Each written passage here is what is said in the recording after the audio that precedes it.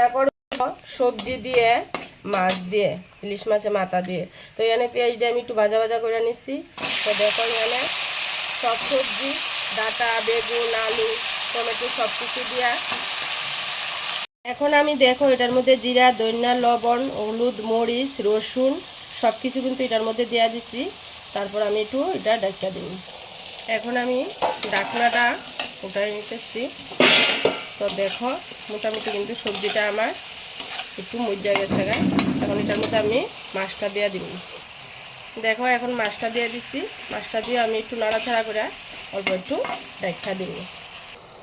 এখন আমি ঢাকনাটা উঠাই নিব।